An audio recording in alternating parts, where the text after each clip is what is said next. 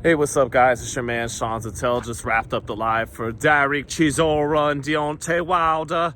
And actually, we got to call Wilder Chisora now because Deontay Wilder wins the fight by split decision over 12 chaotic rounds, 12 foul-filled rounds, and 12 bizarre rounds in what I called before this a washed war. And that's what it was. This is added to the pantheon of washed wars. I say that respectfully.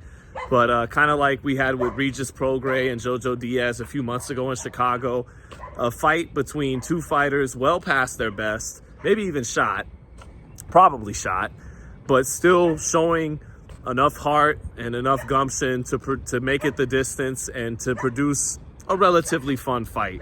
So let's get into it.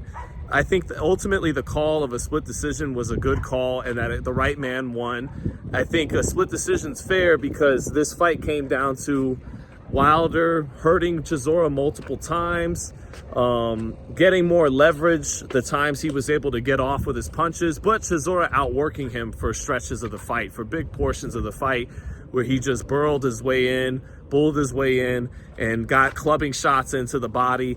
A lot of times, though, in this fight, Wilder would clinch Chisora once he got to the real estate he wanted to get into, which was his chest, and he got there very often, and he got Wilder on the ropes very often. But once he would get there, Wilder would tie him up, and Chisora was kind of reduced to just having to punch with a free hand in the clinch, not really get full leverage on it. In spots, he was able to. He had a couple of combinations to the body, cleaned up with a left hook. But anyways, for the fight itself, I thought round one, there was a tone set that it was going to be a dirty, foul-filled fight. Chisora started punching Wilder to the back of his head. Wilder tried to tackle him over the top ropes, and the ugly fight was on. And Wilder, they both hit each other to the side and to the back of the head all night long.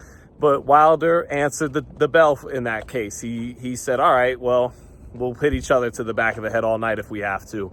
Rounds 2 and 3, I thought Chisora won those rounds. I gave Wilder the first round. I thought Chisora carried the action. He did control the real estate in the ring. And then round 4, I thought Chisora won the first round, and I thought Wilder won the second and third rounds. And actually, Wilder mixed in the right uppercut well in spots in this fight. And then round 4, I thought Wilder was on his way to kind of gaining control of the fight. And then Chisora, he dips his head low, comes with an overhand right, and it landed right on the button for Wilder. It hurt him. And I did think some of those early right hands, dogs barking in the hood as always. I thought some of those early right hands before that fourth round were getting Chisora's attention. I think Wilder might have buzzed him in one of those, maybe second or third round it was. But Chisora sweeps that right hand over the top, gets low, comes over the top with it, crashes on Wilder's sweet spot, hurts him. He takes the fourth round. I got it even after 4. And then it was kind of just back and forth until Wilder knocks him down. It was actually early in the fight, Chisora's corner, I think it might have been the second round, they stepped through the ropes to separate the two of them, and that's supposed to be a disqualification. But referee wasn't exactly in control of this fight. Wilder winds up knocking Chisora down, I believe, in the 8th round, but then gets a point deducted for pushing him through the ropes. Chisora went through the ropes what felt like 3 or 4 times in this fight. Wilder tackled him a few times. So yeah, they both were pretty dirty in this fight, but Chisora made it that fight and Wilder answered the call. So Wilder drops him in the 8th. Chisora drops Wilder in the 11th. It was a clubbing right hand that landed on Wilder's shoulder and he went to the canvas. Not really a traditional clean knockdown, but the rule of the book goes that if you hit a fighter and they go to the canvas, even if it's on the shoulder, even if it's here and there, if it's not ruled a slip from water on the canvas or something like that, it's a knockdown. So they ruled it a knockdown. Not mad at that. So they trade knockdowns. Wilder almost had Chisora out of there a couple of times. He buzzed him multiple times, but the right hand power is not really there anymore like it once was. And the reason why, and I've said this over the last year about Wilder, he can't generate the kind of torque and speed and explosiveness and snap on his right hand that he once had. And in Wilder's prime, that was underrated about him. Yes, he had a limited skill set. Yes, he was herky-jerky, uncoordinated at times. But at 6'7", 220-ish, he was always a good athlete, relatively speaking. The era that preceded him, that Vladimir Klitschko and Vitaly Klitschko dominated, and yes, I think they're definitely both better heavyweights than Deontay Wilder, but it was filled with a lot of old guys, a lot of fat guys, and a lot of blown up cruiserweights. And that's no disrespect to the Klitschkos, who are all-time greats in that division, but once Wilder came along and Joshua came along, there was more frequent, and Joe Parker came along. I mean, you still had guys like Andy Ruiz, don't get me wrong, who don't look the part I'm talking about, but fighters started to look like athletes again in the heavyweight division. And Wilder was a good athlete in his prime. That's why he generated so much power with that right hand. It wasn't just like he was some heavy-handed George Foreman type guy or Ernie Shavers. He generated some torque, some velocity before he launched that right hand. And now that he's 40 and that torque and velocity's not really there, his right hand isn't the weapon it once was. That's why Zhang was able to walk through it a few times and eat it.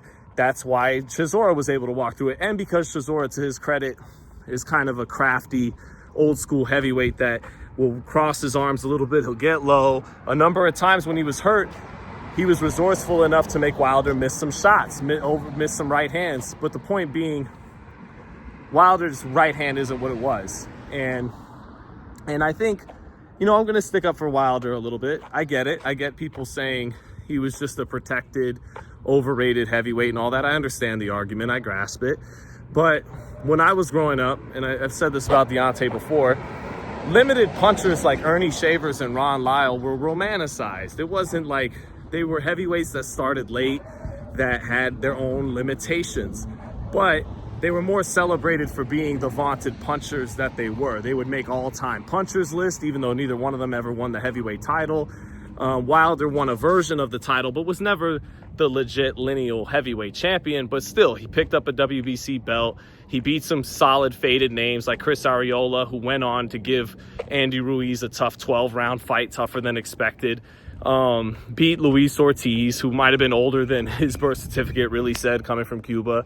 But anyways, Wilder, he used to be able to slow the fight down, keep you honest enough with his lead hand, and then was explosive enough to spring into a right hand. He can't spring into that right hand anymore. He used to be able to measure you at long distance and then jump into it with some real torque. It's not there anymore. So because the speed, some punchers are just heavy-handed. Other punchers, like a Mike Tyson, they need their hand speed to help them. And Mike was heavier-handed than Deontay, but they need the speed to generate the snap and the torque and the explosion to create the power. And that's not there for Deontay anymore. And yeah, he's pretty much shot. But I gotta give him credit. I thought if Chisora would have gotten his chest and made it a war of attrition, that Deontay wasn't gonna win that kind of fight, and he did. So I give him credit for that. Both fighters showed a lot of gumption in this fight, well past their primes. Chisora survived a number of scary moments, and Wilder pulled through a phone booth kind of fight for most of the fight and won a decision. So I give him credit for him there.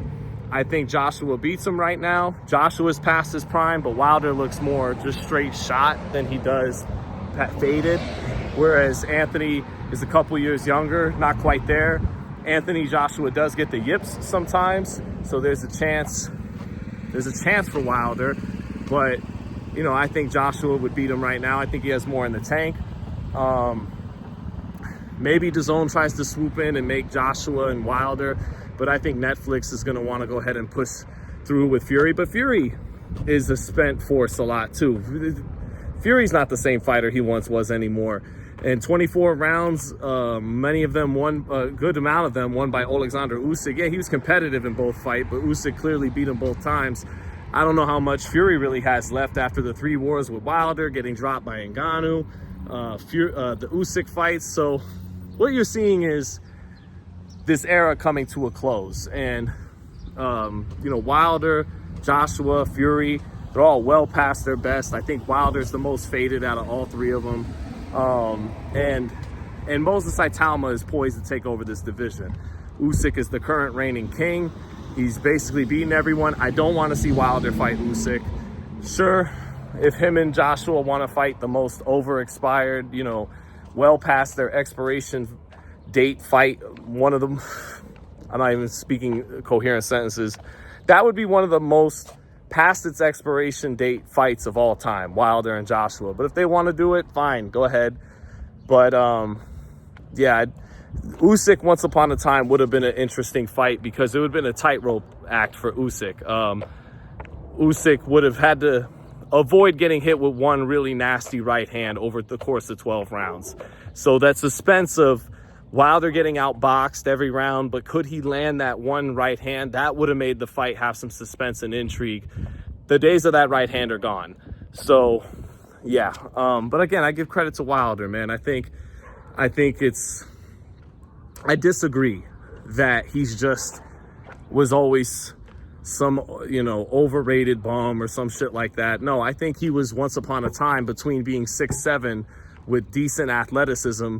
Again, coordination, not always the best. Skill set, far from the deepest, certainly limited.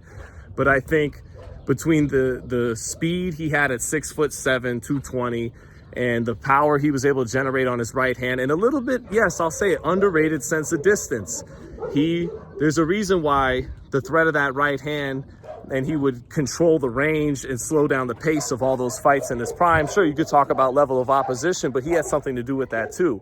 And I think Wilder from 2018, who was a second away from knocking out Fury, he was a second away from knocking out Fury in the third fight.